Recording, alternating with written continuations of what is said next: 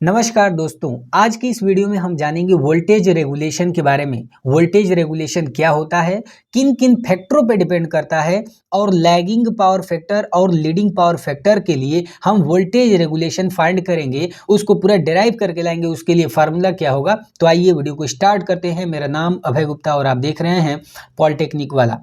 अगर आपने previous video को नहीं देखा है, हमने फेजर डायग्राम, नो लोड के कंडीशन में, लोडेड कंडीशन में, इसके अलावा हमने बहुत सारे वीडियो बना चुके हैं। तो अगर आपने प्रीवियस वीडियो नहीं देखा है तो उसको जरूर देख लें, क्योंकि इस वाले वीडियो देखने के लिए अगर जब आप लैगिंग पावर फैक्टर और लीडिंग पावर फैक्टर में वोल्टेज रेगुलेशन को प्रूफ करेंगे, जो उसका इक्वेशन लाएंगे, फार्मूला लाएंगे, तो उसके लिए आपको जो प्रीवियस जितनी भी नॉलेज है, खासकर फेजर डायग्राम के बारे में आपको नॉलेज होनी चाहिए। तो आइए शुरू करते हैं। और यहाँ पे सबसे पहले हम समझते हैं वोल्टेज रेगुलेशन के बारे में। वोल्टेज रेगुलेशन क्या होता है, जैसे अगर आप एक छोटा सा पहले एग्जांपल से समझते हैं। जैसे अपने घर में एक मान लीजिए आपने बल्ब ले लिया, ये बल्ब ले लिए, ठीक है। मान लीजिए आपके घर में बल्ब है। एक मान लीजिए आपने फैन ले लिया और जो है कि आपने एक हीटर ले लिया। आपने देखा होगा कि मान लीजिए कि अगर आपके ट्रांसफार्मर से, यानी जहाँ से आपने लाइन कनेक्ट किया है, वहाँ से जब आपने सप्लाई कनेक्ट किया है, तो सारे के सारे मान लीजिए जब आप ये बल्ब जला रहे हैं और उस समय फैन को चला दें, तो ऐसा नहीं होगा कि जो आपका बल्ब जैसे पहले जल रहा था वैसे ही जले। क्या आपको लग रहा है कि इसमें कुछ परिवर्तन होगा? नहीं, आपको कोई फर्क ही नहीं पड़ेगा। जैसे पहले जल रहा था वैसे ही जलेगा। आपने एक और फैन चालू कर दिया, तभी भी इस पे कोई प्रभाव नहीं पड़ेगा। यानी हम क्या देखते हैं अपने डेली लाइफ में कि जैसे हम लोग कोई भी लोड कनेक्ट करते हैं, अगर यहाँ पे जो सप्लाई आ रही है, जो सप्लाई ट्रांसफार्मर से, जहाँ भी आपका ट्रांसफार्मर है वहाँ से जो सप्लाई आ रही है, अगर वे कांस्टेंट है तो हमारा बल्ब जैसे जल रहा है वैसे ही जलेगा, और फैन जैसे चल रहा है वैसे ही चलेगा। ऐसा नहीं है कि हम बल्ब 4 बल्ब जला दिए तो पंखा की स्पीड धीमे हो जाएगा, ऐसा नहीं होता है। लेकिन मान लीजिए, सपोज कीजिए कि आपने क्या किया कि 2 हीटर चला दिए, तब क्या होगा? उस कंडीशन में आप देखेंगे कि आपका बल्ब ऐसा जनरली देखा होगा आपने कि जो आपका बल्ब है वो थोड़ा धीमा ग्लो करने लगेगा। होता क्या है, आइए इसी पूरा यही जो हमने कॉन्सेप्ट बताया, इसी चीज को यूज करके हम वोल्टेज रेगुलेशन को समझते हैं। वोल्टेज रेगुलेशन क्या होता है? देखिए, 2 कंडीशन होता है। एक होता है नो लोड कंडीशन और एक होता है फुल लोड कंडीशन। हमने आपको बहुत बेहतरीन तरीके से बताया था कि ट्रांसफार्मर में नो लोड कंडीशन क्या होता है और लोडेड कंडीशन क्या होता है। एक बार छोटा सा एक डायग्राम बनाते हैं ट्रांसफार्मर का। जैसे मान लीजिए कि ये कोई ट्रांसफार्मर है और इसमें सपोज कीजिए ये वाइंडिंग की हुई है ऐसे, और हम क्या करते हैं, देखिए नो लोड के कंडीशन का मतलब क्या है, यहाँ पे ऐसे सप्लाई दे दिए, ठीक है। नो लोड के कंडीशन का मतलब कि सेकेंडरी वाइंडिंग जो है, सेकेंडरी वाइंडिंग ये लोड से कनेक्टेड नहीं होता है। और लोडेड कंडीशन का मतलब कि यहाँ पे लोड कनेक्ट होगा, बस इतनी सी बात है। तो no load condition, full load, ये सारी चीज़ें हमने बता चुके हैं प्रीवियस वीडियो में, उसको जरूर आप देख सकते हैं।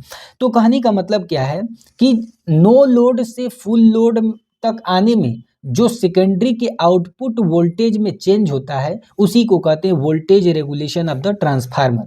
एग्जाम्पल से समझते हैं। जैसे मान लीजिए कि हमने जैसे मान लीजिए कि एक ट्रांसफार्मर लिए हैं और ये प्राइमरी जो वाइंडिंग है ये सप्लाई से आपका कनेक्टेड है, और जो सेकेंडरी वाइंडिंग है उसमें हमने लोड कनेक्ट कर दिया।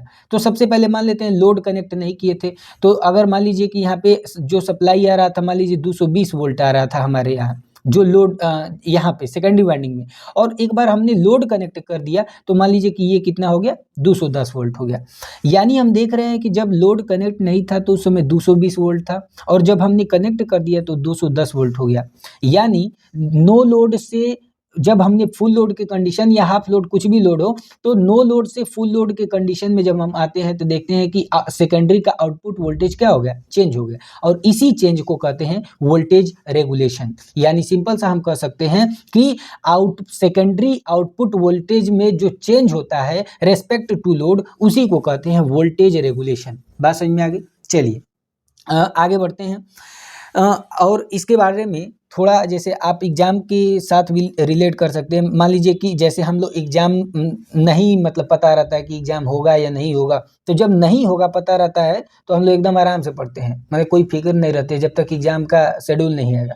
लेकिन जैसे ही एग्जाम आता है हमारा क्या होता है, स्पीड बढ़ जाता है। यानी पहले नो लोड के कंडीशन में खूब आराम से घूम रहे थे, और जैसे ही लोड बढ़ा हमारी स्पीड बढ़ गई अपने आप। तो नो लोड से फुल लोड के कंडीशन में आपका क्या हुआ, आउटपुट वोल्टेज जो था चेंज हो गया, यानी वोल्टेज रेगुलेशन इसी को तो कहते हैं। तो ये वोल्टेज रेगुलेशन हो गया।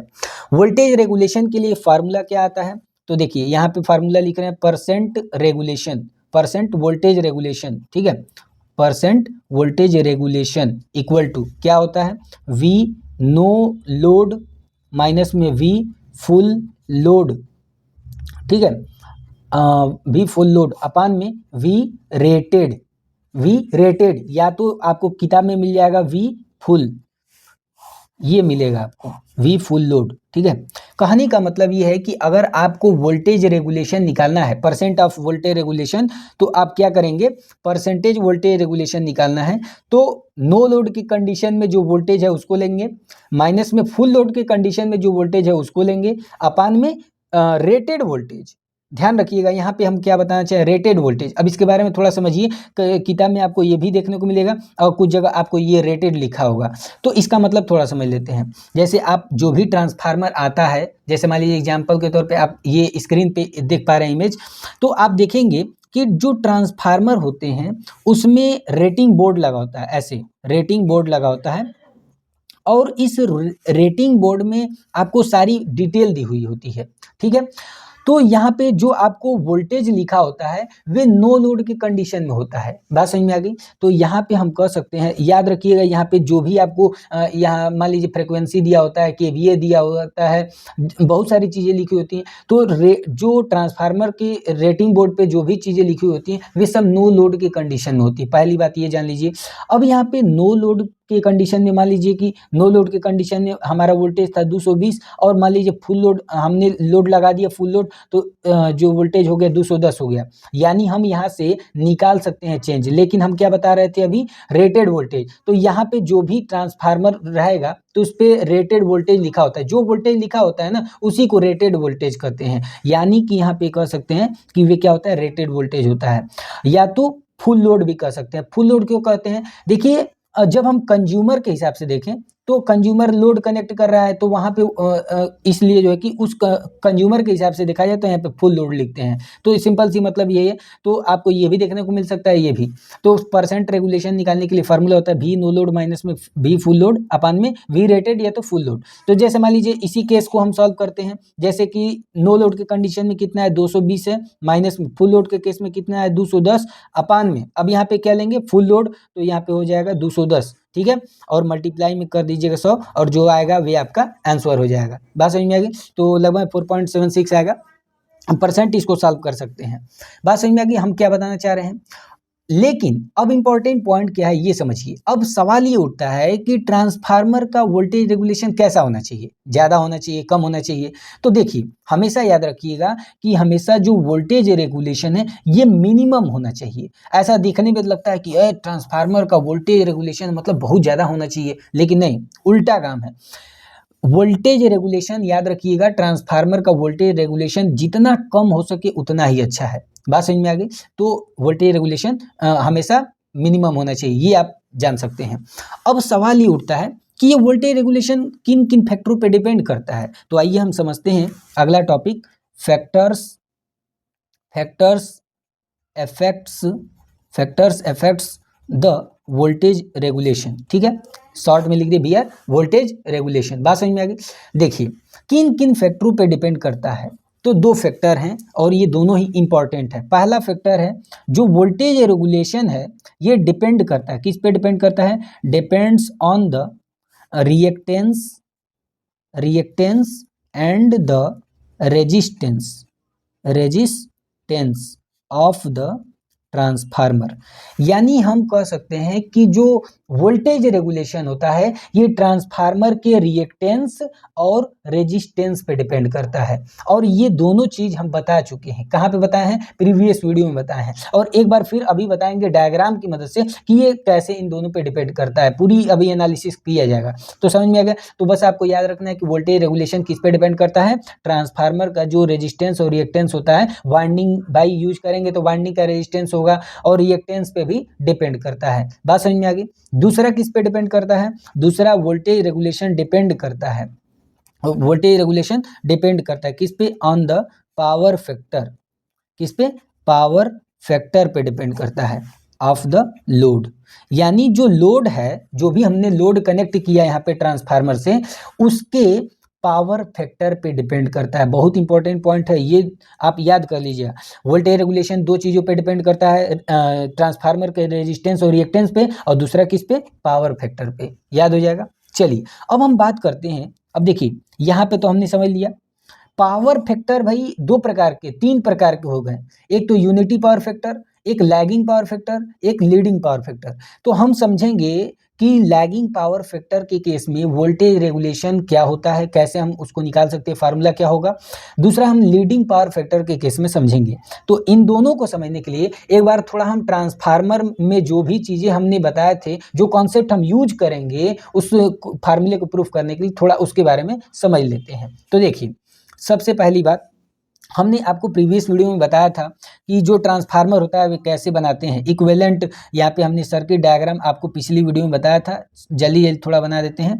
देखिए ये हमारा ट्रांसफार्मर का ये प्राइमरी वाइंडिंग है, और हमने बताया था कि यहाँ पे रेजिस्टेंस है, ये वाइंडिंग प्राइमरी वाइंडिंग का रेजिस्टेंस है, और ये प्राइमरी वाइंडिंग का क्या है, रिएक्टेंस है। ठीक है, उसी तरह यहाँ पे ये कोर को दिखाते हैं, और यहाँ पे ये सेकेंडरी वाइंडिंग है। ठीक है, ये क्या है भाई, सेकेंडरी वाइंडिंग है।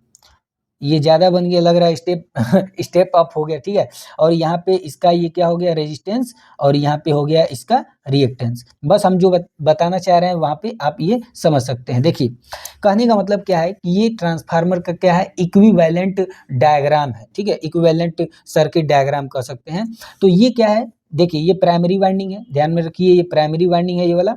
ठीक है, ये प्राइमरी वाइंडिंग है, और ये क्या है, सेकेंडरी वाइंडिंग है। पहली बात तो ये समझ गए।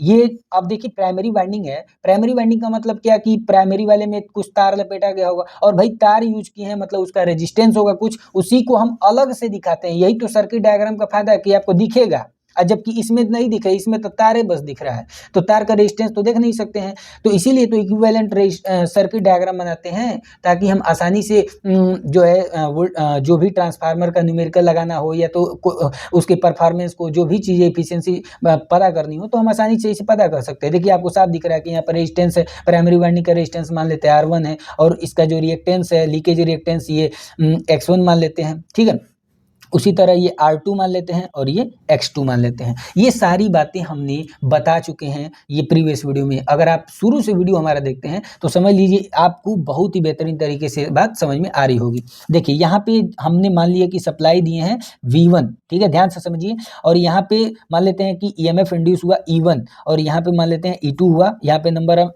टर्न था N1, यहाँ पे नंबर ऑफ टर्न था N2। और यहाँ पे अब कंडीशन थोड़ा बना लेते हैं, थोड़ा कंडीशन बना लेते हैं। देखिए पहले हम मान लेते हैं नो लोड की कंडीशन में। अभी आपको बताया नो लोड का कंडीशन का मतलब क्या कि सेकेंडरी वाइंडिंग में लोड कनेक्ट नहीं होगा। तो समझते हैं एट नो लोड, समझिए कि सारा जितना पीछे बताया सबका निचोड़ बता रहे हैं, एट नो लोड कंडीशन। क्योंकि भाई मान लीजिए आपने इसी वीडियो को देखना चालू किया, तब क्या करेंगे, तो भाई हर एक पॉइंट को क्लियर करना होगा। चलिए तो नो लोड की कंडीशन में देखिए होता क्या है।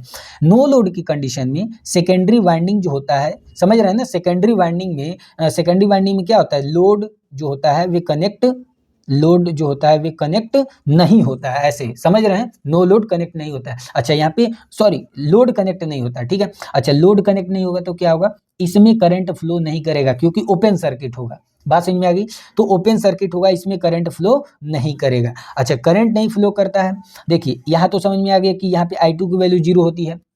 दूसरी बात समझिए कि नो लोड की कंडीशन में ये प्राइमरी वाइंडिंग में एक करंट फ्लो करता है, स्मॉल करंट, जिसको I0 से दिखाते हैं, और इसको कहते हैं नो लोड प्राइमरी करंट।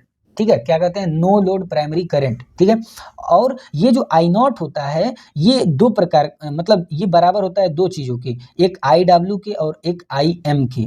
यानी एक वर्किंग कंपोनेंट, दूसरा मैग्नेटाइजिंग कंपोनेंट। मैग्नेटाइजिंग कंपोनेंट का काम क्या है भाई, मैग्नेटाइजिंग कंपोनेंट का काम है भाई क्या करना, मैग्नेटाइज करना, कोर को, जो कोर होता है ना उसको मैग्नेटाइज करने का काम करता है। और ये वर्किंग कंपोनेंट का क्या काम है, वर्किंग कंपोनेंट क्या करता है, लॉसेज, इसकी वजह से लॉसेज होती हैं, या तो जो भी काम होता है, ठीक है, उसके अंदर। तो ये एक फार्मूला निकल के आया। बात समझ में आ गई इतनी, कोई डाउट है तो बोल दीजिए। ठीक है, चलिए अब हम समझते हैं लोड कंडीशन में। At loaded condition, loaded condition में क्या होता है? अच्छा, लोडेड कंडीशन में भी हमने बहुत ही बेहतरीन तरीके से, बस आप काम करिए, पहली वीडियो से देखते आइए तब मजा और रहेगा, ठीक है। अच्छा, लोडेड कंडीशन में क्या होता है? लोडेड कंडीशन में हमने बताया था कि यहाँ पे एक प्राइमरी वाइंडिंग में एक एक्स्ट्रा करंट बहती है जिसको I1 डैश, कहीं कहीं पे I2 डैश भी लिखा होगा, तो आप जो मर्जी वे ले लीजिए, लेकिन हमेशा याद रखिएगा कि ये I2 के ही इक्वल होगा। तो I2 के इक्वल होता है कौन? I1 dash. और ये जो I1 डैश है ये क्या? एक्स्ट्रा करंट है, एक्स्ट्रा करंट है जो प्राइमरी में बहता है। बात समझ में आ गई? अब कैसे बहता है, क्यों बहता है, ये सारा प्रीवियस वीडियो में, ठीक है, तो ये समझ में आ गया। दूसरा कॉन्सेप्ट हमने क्या बताया था कि यहाँ पे जो प्राइमरी करंट बहता है I1, वे I1 जो है इक्वल होता है I0 के, प्लस में ये जो एक्स्ट्रा करंट बह रहा है इसके। ये सारी चीजें हमने बता दिया था और ये फेजर सम के इक्वल होता है। क्लियर है इतना सब?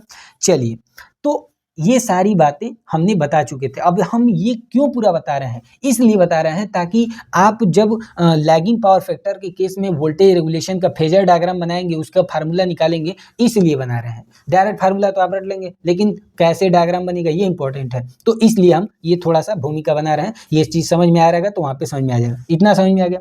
चलिए, एक चीज़ और समझिए। हमने ये इससे पहले एक वीडियो बनाया था, उसमें बताया था इक्विवेलेंट जो है कि सर्किट डायग्राम बताया था, referred to primary, referred to secondary. अब यहाँ पे हम कौन सा यूज करेंगे? रिफर्ड टू सेकेंडरी यूज करेंगे। क्यों? क्योंकि लोड किधर कनेक्ट होता है? सेकेंडरी में। इसीलिए हम प्रयास करते हैं, कभी भी हम लोड सेकेंडरी में कनेक्ट करते हैं, इसलिए हम प्रयास करते हैं कि जो हम रिफर्ड टू सेकेंडरी लें। तो हम एक इसका डायग्राम बनाते हैं रिफर्ड टू सेकेंडरी का, referred to secondary, referred to secondary यानी सेकेंडरी में रिफर करेंगे सबको। यहाँ जो भी प्राइमरी में है उसको सेकेंडरी में लाएंगे। तो जब सेकेंडरी में लाएंगे तो देखिए क्या होता है, ये पूरे को उठा के इधर ला दीजिए, तो यहाँ पे लाएंगे तो देखिए क्या हो जाएगा, ये रेजिस्टेंस हो जाएगा और ये रिएक्टेंस हो जाएगा और यहाँ पे लोड कनेक्ट है, ठीक है, और यहाँ पे ये हो गया, ठीक है। यहाँ पे ये सप्लाई है V1 डैश। अब देखिए क्यों लिख रहे हैं, ध्यान से समझिएगा। देखिए, ये जब पूरा, देखिए इस वाले रेजिस्टेंस को इधर ला दिए, हम डायरेक्ट इक्विवेलेंट दिखा रहे हैं, ठीक है ना, और ये वाला को इधर ला दिए और ये जो सप्लाई था इधर आ गया। अब यहाँ पे होता क्या है ये समझिए, जब ये सप्लाई V1 इधर था तो इसको जब इस साइड लाएंगे तो इसीलिए V1 डैश लिख दिए हैं, क्योंकि ये इधर से इधर आया, रिफर्ड टू सेकेंडरी, सेकेंडरी में इसको रिफर किए हैं।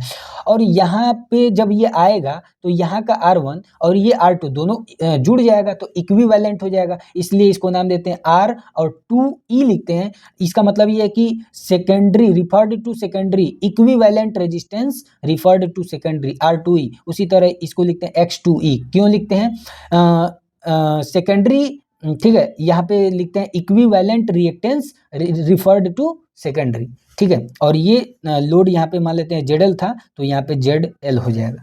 इतनी बात समझ में आ गई, ये कैसे की है। अच्छा, यहाँ पे वोल्टेज क्या है, इधर V1 है तो मान लेते हैं इधर V2 हो जाएगा ये, ठीक है, तो ये क्या हो गया V2। बात समझ में आ गई? इतनी बात क्लियर है? देखिए यहाँ पे यही मेन चीज़ है। अब यहाँ से हम निकालेंगे फार्मूला, उसी फार्मूले से हम दोनों काम करेंगे। तो ये पूरा बताना जरूरी था अगर आप बेहतरीन तरीके से समझना चाहते हैं तो। अब समझिए यहाँ पे क्या होगा, यहाँ पे हम KVL अप्लाई करेंगे और जब KVL अप्लाई करेंगे तो देखिए, अब आप जानते हैं कि यहाँ पे जो वोल्टेज सोर्स है इसकी वजह से जब करंट जाएगा इसमें, तो ये करंट पूरा इसमें जाते हुए ऐसे आएगा। बात समझ में आ रही है? तो यानी कि जो V1 डैश है वे इक्वल होगा किसके? V2 प्लस में इसमें करंट फ्लो करेगा I2, चूंकि सेकेंडरी वाला है ना, देखिए सेकेंडरी वाले में I2 करंट फ्लो करेगा तो पूरा में I2 फ्लो करेगा, तो ये हो जाएगा I2 R2E। समझ रहे हैं कैसे? देखिए इसमें करंट फ्लो किया तो ये वोल्टेज यहाँ पे कितना ड्रॉप हो जाएगा, इतना, और इसमें जब I2 आएगा तो ये कितना हो जाएगा, प्लस में J(I2)X2E। ये बन गया आपका इक्वेशन, और इसी इक्वेशन को यूज करके हम दोनों फार्मूले आपको लैगिंग पावर फैक्टर के लिए और लीडिंग पावर फैक्टर के लिए निकालेंगे। लेकिन उम्मीद करते हैं ये कैसे लाएं समझ में आ गया। जे दिखा रहा है कि लीड कर रहा है, ठीक है, और जे ऑपरेटर होता है जो दिखाता है लीड कर रहा है या लैग कर रहा है, ठीक है, तो इसलिए यहाँ पे बनाते हैं। चलिए तो थोड़ा आगे बढ़ते हैं, इस इक्वेशन को हम अगले पेज पे लिखते हैं और यहाँ से हम निकालते हैं दोनों फार्मूले। तो उम्मीद करते हैं इतनी बातें आपको समझ में आ गई होंगी। चलिए तो नेक्स्ट पेज पे चलते हैं। चलिए तो अब हम क्या समझते हैं, आगे हम जो फार्मूला लिखे हैं उसको लिख लेते हैं सबसे पहले। तो V1 डैश इक्वल टू क्या था, V2 प्लस में I2 R2E था, और क्या था, प्लस में I2 X2 E था, ठीक है, और यहाँ पे J था। देखिए यही इक्वेशन को हम यूज करके हम दो चीजें ये निकालेंगे। हम पहले से ही थोड़ा ड्रॉ कर दिए ताकि लाइन टेढ़ा मेढ़ा ना हो, ठीक है, बस हल्का हल्का कर दिए हैं और जल्दी भी हो जाएगा। तो सबसे पहले हम क्या करते हैं, पहला टॉपिक लेते हैं, क्या, voltage regulation, voltage regulation of transformer for lagging power factor, ठीक है। देखिए देखिए लैगिंग पावर फैक्टर, अब लैगिंग जानते हैं किसमें होता है, इंडक्टर में, आप ऐसे पढ़े होंगे, इंडक्टर में जो है जब इंडक्टिव टाइप का लोड है तो उसमें क्या होता है, लैगिंग होती है। तो हमें लैगिंग पावर फैक्टर के लिए क्या करना है, वोल्टेज रेगुलेशन फाइंड करना है। तो कैसे करेंगे पता नहीं है, चलिए आइए हम बताते हैं। देखिए सबसे पहले इस इक्वेशन को यूज करेंगे और यहाँ पे देखिए फार्मूला हमारा क्या था, V1 डैश इक्वल टू में V2 प्लस में ये, ठीक है। हम मान लेते हैं कि V2 को रिफरेंस मान लेते हैं। तो देखिए हम जब रिफरेंस मानना है तो ये देखिए ऐसे ध्यान से बस समझते रहिएगा, क्योंकि फेजर डायग्राम में थोड़ा ध्यान से समझना पड़ेगा भाई। तो ये बन गया आपका V2, बात समझिए, यहाँ से यहाँ तक बना दिए V2, बात समझिएगा। देखिए ये पूरा पहले से इसलिए बना दिया, देखिए यहाँ पे आपको दिखाने के लिए थोड़ा यहाँ पे बना दिया। देखिए ये हो गया V2, हमने एक लाइन बना दिया, ये फेजर डायग्राम बना रहे हैं, ठीक है ना। यहाँ से हम जो है कि फार्मूला भी लाएंगे। तो ये बन गया क्या आपका V2, ठीक है भाई, बन गया। अब आप जानते हैं कि लैगिंग में जब इंडक्टिव लोड होता है तो आप जानते हैं कि करंट क्या करता है, लैग करता है। तो करंट को लैग कराना है तो देखिए हम करंट को यहाँ पे V2 से नीचे बना रहे हैं। तो देखिए करंट क्या हो गया, लैग कर गया, क्योंकि हमारा लैगिंग पावर फैक्टर है। तो V2 से क्या करेगा, I2 लैग करेगा। तो देखिए हम यहाँ से दिख रहा है कि I2 लैग कर रहा है, और मान लेते हैं कि V2 I2 में एंगल बन रहा है θ2। बात समझ में आ गई, इतना आपको समझ में आ गया कि नहीं। चलिए आगे बढ़ते हैं। अब हमें क्या बनाना है, अब हमें ये और ये दोनों बनाना है और ये बनाना है, तीन चीजें बनाना है। तो इस पे थोड़ा आ जाते हैं, I2 R2E। अब आप बताइए, आपने पढ़ा है वेक्टर में कि ये जैसे मान लीजिए कोई वेक्टर है तो इसको हम शिफ्ट करके इधर ला सकते हैं, इधर ला सकते हैं, लेकिन ध्यान देना है कि दोनों का डायरेक्शन सेम होना चाहिए। आप पढ़े हैं, चलिए तो उसी चीज को यूज कर रहे हैं। देखिए I2 R2E ये क्या है, ये जो ट्रांसफार्मर है तो ट्रांसफार्मर के वाइंडिंग रेजिस्टेंस में वोल्टेज है, और सेकेंडरी है तो सेकेंडरी का, बात समझ में आ रही है। अच्छा तो इस वोल्टेज को हमको बनाना है। तो I2 R2E है, तो ये बताइए कि जिस डायरेक्शन में करंट है उसी के डायरेक्शन में तो वोल्टेज होगा। आप जानते हैं, चूंकि हम आप पहले से पढ़े होंगे, तो रेजिस्टेंस के केस में क्या होता है, जब रेजिस्टिव लोड होता है तो रेजिस्टेंस के केस में जिस डायरेक्शन में भी होता है उसी डायरेक्शन में आई होता है। तो आप बताइए कि जिस डायरेक्शन में आई है उसी डायरेक्शन में भी होना चाहिए, लेकिन आई वाला तो इधर है तीर, और जबकि भी वाला तो ये वाला तीर है। तो हम क्या करें, तो जिस डायरेक्शन में है उसी डायरेक्शन में बनाना है तो इधर रख दीजिए, ठीक है। देखिए ये आपका I2 है और ठीक इसी को शिफ्ट करके हमने इधर ला दिया, मतलब समझिएगा क्या कर रहे हैं। देखिए ये I2 था और इसी को हमने क्या किया, जैसे एंगल पे था जितना ऐसे ही उठा के ऐसे यहाँ पे शिफ्ट कर दिया। लेकिन ये क्या कहलाएगा, अब चूंकि ये वोल्टेज वाला है तो इसलिए वोल्टेज कहलाएगा, और ये हो जाएगा आपका क्या, I2 R2E। बात समझ में आ गया कि नहीं। चलिए आगे बढ़ते हैं थोड़ा। अब देखिए यहाँ पे अगला हमें क्या बनाना है, ये बनाना है I2 X2E। ये कैसे बनेगा सर, देखिए यहाँ पे आप देख रहे हैं कि J ऑपरेटर लगा है, और आप J ऑपरेटर का मतलब होता है लीड करेगा 90 डिग्री से। कौन, I2 X2, यानी रिएक्टेंस पर जो वोल्टेज ड्रॉप हो रहा है वे 90 डिग्री से लीड करेगा। अब 90 डिग्री से लीड कराना है, यानी ये वोल्टेज है तो इस वोल्टेज पर 90 डिग्री ऊपर लेके जाएंगे, और 90 डिग्री ऊपर लेके जाएंगे तो देखिए ये वाला बनेगा आपका क्या, I2 X2E। तो देखिए ये बन जाएगा आपका, इसको थोड़ा आराम से बना देते हैं। देखिए ये बन गया। ये लाइन पहले से खींचने का फायदा ये है कि इसी पे पूरा बन जाएगा, अब नहीं तो स्केल लेकर खूब खींचेंगे। देखिए बन गया। और ये क्या है भैया, ये है आपका I2 X2E। बात समझ में आ गई, ठीक है। चलिए अब अगला हम बात करते हैं। देखिए ये बन गया, सारा बन गया। अब क्या बचा, V1 डैश। देखिए तो अब आप देख रहे हैं कि ये V2 है, ये I2 R2E है, और ये क्या है, I2 X2E है। इन तीनों का फेजर डायग्राम, ये सब फेजर डायग्राम है भाई, ये सब फेजर डायग्राम है, फेजर सम है। तो जब इन तीनों का फेजर सम लेंगे तो ये मिल जाएगा। इसको थोड़ा अलग पेन से बना देते हैं, ये मिल जाएगा आपका,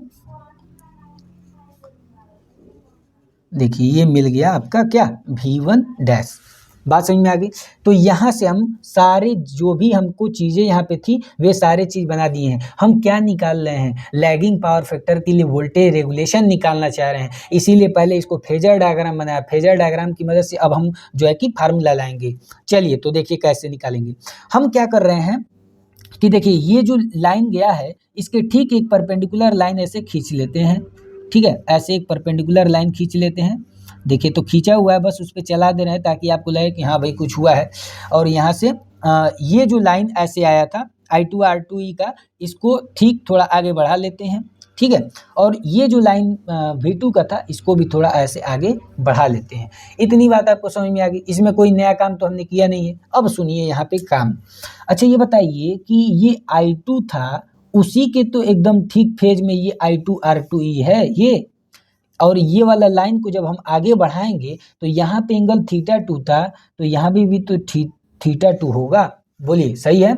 चलिए अब आप देखिए कि ये वाला ध्यान से देखेंगे तब ये आएगा। देखिए ये वाला I2 R2E का और ये I2 X2E का कितना डिग्री पे था, 90 डिग्री। अभी आपको बताया ना कि 90 डिग्री पे था, तो थोड़ा यहाँ पे दिखा भी देते हैं आपको, ये कितने पे था, 90 डिग्री पे था। अब आप बताइए कि ये 90 है और आप जानते हैं कि ट्रेंगल के तीनों एंगल का सम कितना, 180। तो ये जब 90 है और ये θ2 है तो ये कितना होगा, ये कितना होगा, तो ये हो जाएगा भैया आपका 90 माइनस में θ2। समझ रहे हैं क्यों, देखिए कैसे, देखिए 90 माइनस θ2 लिख दिए, और अब ये क्या है, θ2 है और ये कितना है, 90 है। देखिए ये वाला 90, ये θ2 और ये 90 माइनस θ2 क्या हो जाएगा, देखिए ये दोनों कट जाएगा, आ जाएगा कितना, 180, और ट्रायंगल का सम 180, तीनों एंगल का, इंटीरियर एंगल का। समझ में आ गया। अब आप जान रहे हैं कि ये एक तरह से दो पैरेलल लाइन हो गए ना, ये वाला और ये दो पैरेलल लाइन, तो ये जो जितना एंगल होगा उतना ही ये वाला एंगल होगा। तो ये कितना हो जाएगा, फिर से 90 माइनस θ2, और आप जान रहे हैं कि ये यहाँ पे परपेंडिकुलर ड्रॉ किए हैं तो ये कितना है, 90, तो फिर वही बात कि ये कितना हो जाएगा, θ2। बात समझ में आ गई, तीनों का एंगल 180। चलिए इतनी बात अगर आपने समझ लिया ना, कुछ नहीं है भैया इसमें, और कुछ है ही नहीं। कैसे करेंगे आइए समझिए। अच्छा हमें क्या पता करना है ये समझिए। सबसे पहले थोड़ा नाम दे देते थे, इनका नामकरण कर दे भाई, पैदा हो गए तो नामकरण होना चाहिए। तो देखिए ये O हो गया, ठीक है। यहाँ पे ये जो था एंड, इसको नाम दे रहे हैं B, और यहाँ पे एक हम थोड़ा ध्यान से देखिएगा, ये इसके ठीक परपेंडिकुलर एक लाइन छोटा पड़ जा रहा है, लेकिन ऐसे एक परपेंडिकुलर लाइन ड्रॉ कर रहे हैं। यहाँ पे नाम दे दिए B, और यहाँ पे नाम दे रहे हैं C, यहाँ पे नाम दे रहे हैं D, यहाँ पे नाम दे रहे हैं E, और यहाँ पे नाम दे रहे हैं F। ठीक है, इतनी बात समझ में आ गई। अब यहाँ से ये देखिए हमें क्या पता करना है। देखिए सबसे पहले ये जानिए कि ये OD जो है OC के इक्वल होगा। क्या बोल रहे हैं, OC जो है OD के इक्वल होगा, क्योंकि ये जो एंगल बन रहा है ना यहाँ पे, ये जो एंगल बन रहा है ये बहुत ही कम होता है। ठीक है, ये बात आप नोट कर लीजिए, ये एंगल बहुत ही कम बनता है, इसलिए हम मानते हैं कि OD जो होगा वे किसके इक्वल होगा, OC के इक्वल होगा। यानी अगर हम किसी भी हाल में OC निकाल दें तो ये V1 निकल जाएगा, V1 डैश के इक्वल हो जाएगा। तो आइए इसी पे फोकस करते हैं, यानी अब OC को देखते हैं। तो OC भैया देख रहे हैं कि यहाँ से यहाँ तक है, और ये तीन चीज़ों से बना है, किससे, OA से बना है, देखिए यहाँ से यहाँ तक, और प्लस में AB, प्लस में AB, और प्लस में क्या, BC।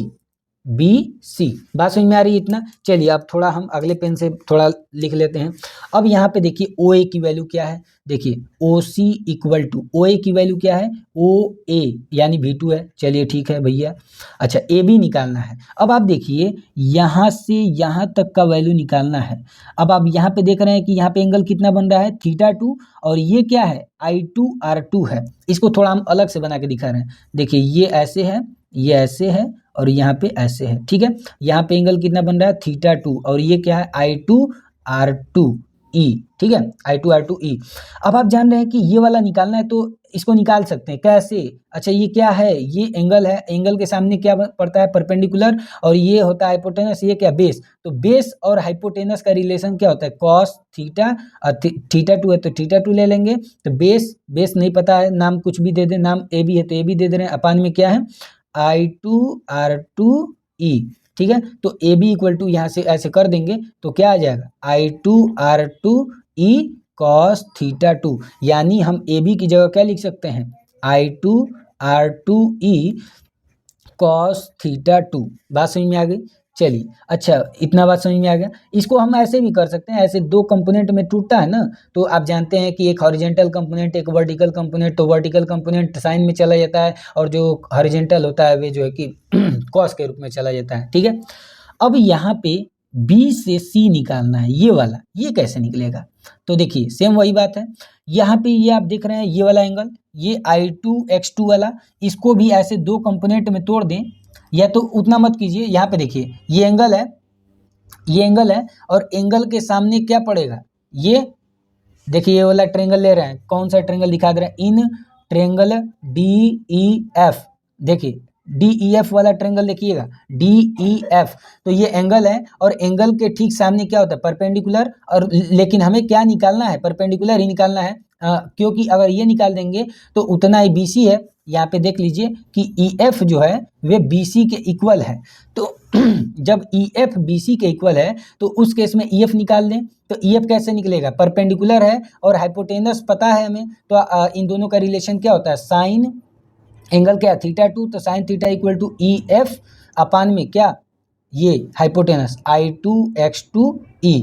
तो यहाँ से हो जाएगा आपका EF इक्वल टू में I2X2E साइन थीटा 2। देखिए EF निकल गया, और EF आपको पता है BC के इक्वल है, यानी BC की जगह रख देंगे I2X2E साइन थीटा 2। देखिए और OC किसके इक्वल है भैया, OD के इक्वल है, यानी यहाँ से OD इक्वल टू हो जाएगा V2 प्लस में I2R2E कॉस थीटा 2 प्लस में I2X2E साइन थीटा 2, ठीक है। देखिए ये मिल गया आपका OD, और OD किसके इक्वल है V1 डैश के, यानी फाइनल हमारा देखिए फार्मूला क्या आ गया, फाइनल हमारा फार्मूला आ गया V1 dash equal to V2 plus में I2R2E कॉस थीटा 2 प्लस में I2X2E साइन थीटा 2। बात समझ में आ गई। देखिए नोट कर सकते हैं आप अच्छे से, देख पा रहे हैं। चलिए अब थोड़ा आगे बढ़ते हैं, इसको इधर लाते हैं, तो ये हो जाएगा V1 डैश माइनस में V2 इक्वल टू में I2R2E कॉस थीटा 2 प्लस में I2X2E साइन थीटा 2, ठीक है। और यहाँ पे हम क्या कर रहे हैं, V2 से डिवाइड कर दे रहे हैं, या V2 नहीं लिखेंगे तो हमने बताया क्या लिख सकते हैं, रेटेड, यानी जो भी आपका ट्रांसफार्मर का रेटिंग, जो वोल्टेज दिया होता है ना ट्रांसफार्मर के वे रेटिंग बोर्ड पे, उसी को कहते हैं क्या, रेटिंग वोल्टेज। इसीलिए हम क्या कर रहे हैं, सब में रेटिंग वोल्टेज से डिवाइड कर रहे हैं, यानी V रेटेड। समझ में आ गया। तो इस पूरे को ही क्या कहते हैं, अभी हमने फार्मूला में लिखा था, क्या कहते हैं इसको, वोल्टेज रेगुलेशन कहते हैं। बात समझ में आ गई। और अगर इसमें मल्टीप्लाई कर देते हैं 100 से दोनों साइड, तो ये बन जाएगा क्या, परसेंट वोल्टेज रेगुलेशन, ठीक है। और इसका फार्मूला क्या आ गया, I2R2E कॉस थीटा 2 प्लस में I2X2E साइन थीटा 2 अपान में क्या V रेटेड या V फुल लोड लिख सकते हैं, ठीक है। तो ये हो जाएगा V रेटेड मल्टीप्लाई में क्या 100। देखिए ये बन गया आपका फार्मूला। तो उम्मीद करते हैं आपको समझ में आ गया होगा कि ये हमने कैसे फाइंड किया है, ठीक है। तो V रेटेड है, या तो आप इसकी जगह क्या ले सकते हैं, V2 ले सकते हैं, ठीक है। या तो यहाँ पे लिख लीजिएगा V2, क्योंकि आपको अब सोचने पड़ेंगे, तो V2 जो दिया होगा न्यूमेरिकल में अगर V2, तो V2 लेना है, रेटेड का मतलब वही है, ठीक है। चलिए आगे बढ़ते हैं। तो ये हमने लैगिंग पावर फैक्टर के लिए फार्मूला डेराइव करके ला दिए, ठीक है। चलिए अगला हम बात करते हैं नेक्स्ट,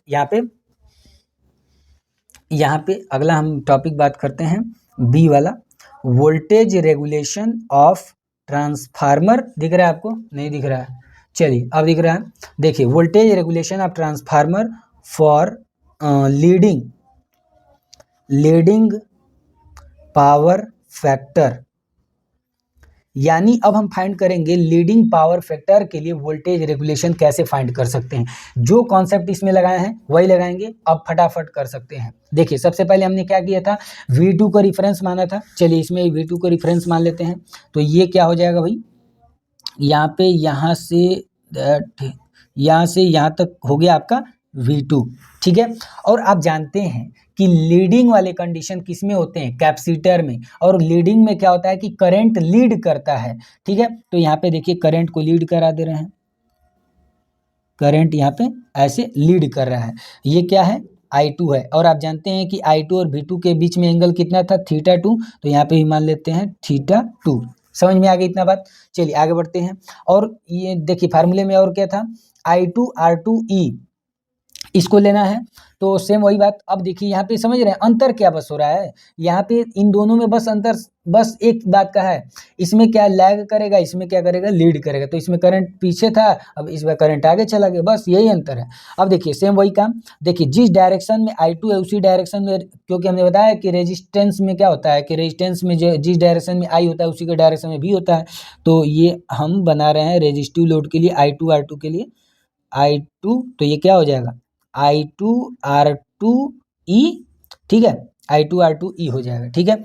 अच्छा, और इसके ठीक परपेंडिकुलर में कौन था, I2X2E, तो ये बना दे रहे हैं I2X2E। तो ये हो जाएगा क्या, I2X2E, ठीक है। चलिए आगे बढ़ते हैं। अब यहाँ पे हम इसको क्या कर रहे हैं, ज्वाइन कर दे रहे हैं, ऐसे ज्वाइन कर दे रहे हैं। तो देखिए जब ज्वाइन किए तो ये क्या हो जाएगा, मिल जाएगा हमको V1 डैश। तो सारा चीज़ मिल गया, जो भी चीज़ें इसमें था ये यहाँ पे लिख दिए, सेम वही प्रोसेस। अच्छा, इसमें थोड़ा परपेंडिकुलर ड्रॉ कर दे रहे हैं। देखिए ये ऐसे जो वेक्टर हमारा गया दिख रहा है आपको, तो ऐसे हम क्या कर रहे हैं, ऐसे परपेंडिकुलर ड्रॉ कर रहे हैं। चूंकि पहले से ही दिखा दिए हैं, बना नहीं रहे क्योंकि बहुत ज़्यादा दिक्कत हो जाएगा। अच्छा, यहाँ पे एक परपेंडिकुलर ड्रॉ कर दिए, दिख रहा है आपको, और यहाँ से एक परपेंडिकुलर ड्रॉ कर दिए। अब यहाँ पे हम थोड़ा नामकरण कर लेते हैं। तो ये हो जाएगा O, यहाँ पे हम लिख दे रहे हैं A, ये B, और यहाँ पे C, यहाँ पे D, यहाँ पे E, और ये हो गया F। अब यहाँ पे मेन कॉन्सेप्ट हमको क्या निकालना है, आप सोच के बताइए। जैसे यहाँ पे क्या निकाले, ये वाला निकाल लिए हैं, इसके बराबर था, तो यहाँ से दोनों हो गया काम। सेम बात यहाँ पे यही करेंगे। यहाँ पे हमने बताया कि OD जो होगा किसके इक्वल होगा, यहाँ पे OD जो है OC के इक्वल होगा, ठीक है। यहाँ पे हाँ ठीक है।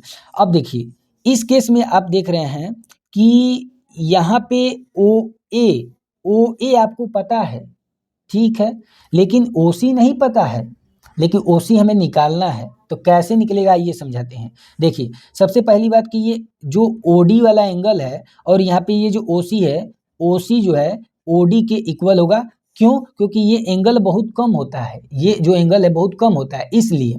अच्छा, और यहाँ पे तब OC को हम कैसे निकाल सकते हैं, तो OC निकालने का तरीका थोड़ा सा टेढ़ा अपनाना पड़ेगा, सीधी घिसे काम नहीं चलेगी, क्योंकि हमें OA पहले ही दे दिया है। तो देखिए OA दिया है तो OA लिख देते हैं, तो OA फाइंड कर लेंगे तो काम हो जाएगा। अब प्लस में इसमें AB जोड़ दीजिए, लेकिन माइनस क्या कर दीजिए, पूरा BC माइनस कर दीजिए, हो जाएगा कि नहीं। देखिए अभी बता रहे हैं कैसे।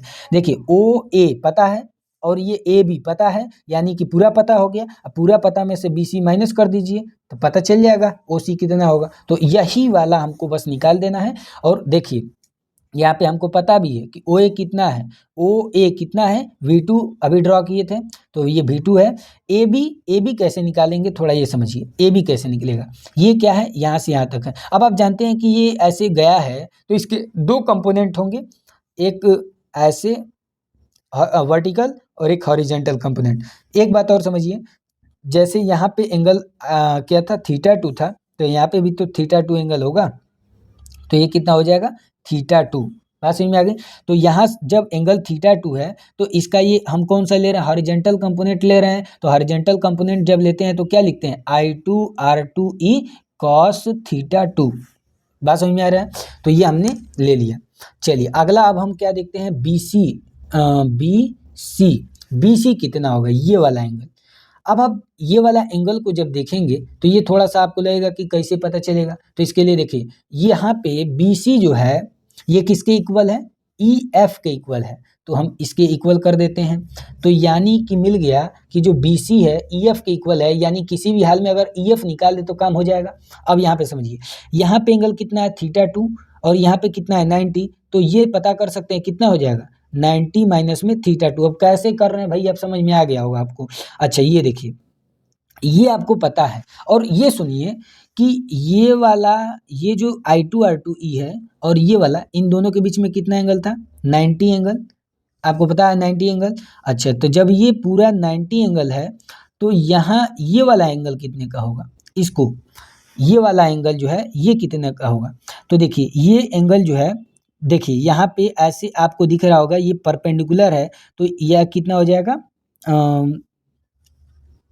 ये कितना हो जाएगा, ये θ2 एंगल हो जाएगा। ठीक है, देखिए कैसे, क्योंकि ये वाला जो है और ये पूरा 90 था और इसमें 90 माइनस θ2 ये हो गया, तो ये कितना हो जाएगा θ2। और जब ये θ2 हो जाएगा तो ये वाला पूरा 90 था, तो ये कितना हो जाएगा 90 माइनस θ2 हो जाएगा। और ये 90 है तो ये कितना हो जाएगा θ2। बात समझ में आ गई। थोड़ा सा ये छोटा है, इसको थोड़ा बड़ा करके यहाँ पे आप ऐसे देख सकते हैं।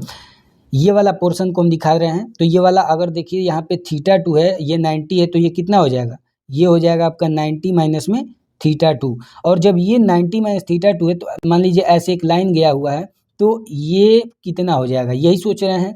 तो देखिए पूरा का पूरा ये कितना है 90, और जब ये पूरा का पूरा 90 है, उसमें ये 90 माइनस θ2 है, तो ये कितना हो जाएगा θ2 हो जाएगा। जब ये θ2 है और पूरा ये और ये के बीच में 90 था, तो ये θ2, तो ये 90 माइनस θ2, तो ये 90 है, तो ये θ2। समझ में आ गया। तो चलिए, जब ये पता हो गया एंगल कितना है, ये वाला एंगल, तो ये इसके ठीक सामने कौन है EF, यानी EF ही तो हमें निकालना है। तो EF पता है, यानी कि हॉरिजेंटल वाला है ना, ये कौन सा हो गया, सॉरी वर्टिकल वाला है। तो जब वर्टिकल ठीक सामने परपेंडिकुलर है और इससे जब रिलेशन बनाएंगे तो क्या हो जाएगा, ऐसे समझिए, ये देखिए इसके सामने परपेंडिकुलर है, यानी साइन वाला साइन θ2 इक्वल टू में क्या हो जाएगा EF अपान में क्या हाइपोटेनस I2x2E। ठीक है, तो ये हो जाएगा EF इक्वल टू में I2x2E क्या साइन θ2। देखिए यहाँ पे निकाल दिए, तो देखिए EF निकल गया।